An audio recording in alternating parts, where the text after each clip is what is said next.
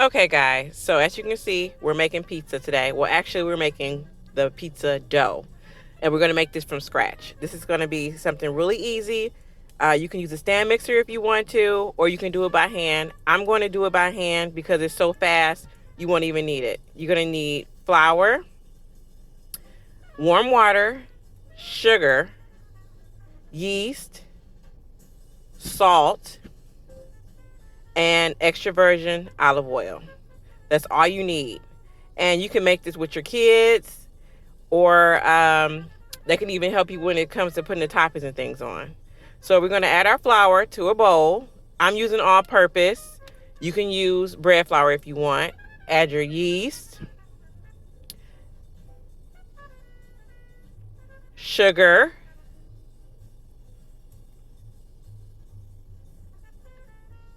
salt, and then we're going to mix everything together, make sure it's all mixed in good and incorporated so we can have an even distribution. Add our olive oil. And lastly, we're going to add our warm water. Make sure the water is not hot or too warm. We just actually want a lukewarm temperature, and this is going to help to activate the yeast. And go ahead and mix everything together. And once it's all mixed, you're going to come with this tacky type texture. And at this point, what you're going to need to do is take a little bit more flour, a little bit at a time, and mix it until it's more firm. And at that point, you're going to put it into a ball. So this is the texture that we're looking for. You press down into it and it kind of pops back up. So this is how you want it. So the next thing you're going to do is take some olive oil into a clean bowl and put a little bit in there. I might have added just a little bit too much, but that's okay. It's not going to affect the dough at all. Spread it in there. Make sure it's nice and coated. And we're going to place our dough in there for 30 minutes or until it doubles in size. And at that point, we're going to cover it with some saran wrap and just let it do what it does. So once we get it covered in that 30 minutes, this is the perfect time to set your oven to 425 degrees. So our dough has risen and our 30 minutes has passed. You're going to flour your surface because we're about to knead our dough.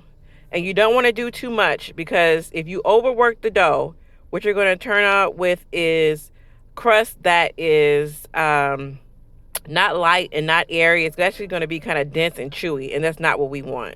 So we're just working the dough, add a little bit more flour. We're going to knead it a little bit more. I would say max 3 to 5 times, no more than that, because it's really not necessary.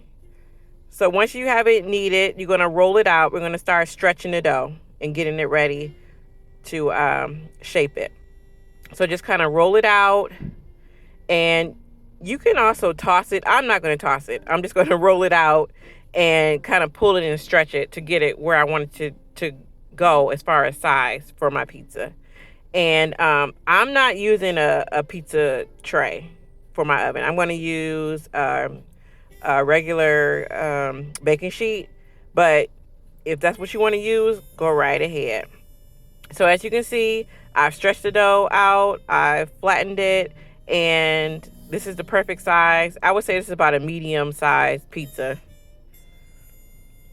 So once you get it to how you want it, then you're going to take a little bit more olive oil, and we're going to spread this over the dough. And then if you have a fork handy, take your fork, poke some holes in it, so once it goes into the oven, it won't bubble up. But if you want the bubbles, then by all means, you do not have to do this at all. And that's all to it. That's the dough. It's done. Next thing I did was add my marinara. Then I sprinkled on some mozzarella cheese. Added some toppings of pepperoni, bacon bits, fresh cut mushrooms, fresh cut bell pepper, and popped it in the oven. It turned out so good. Just look at that. Oh my gosh, it turned out so good. Guys, you have to make this. I'm telling you, you will enjoy it. It turned out so light, so fluffy and cheesy. Mmm.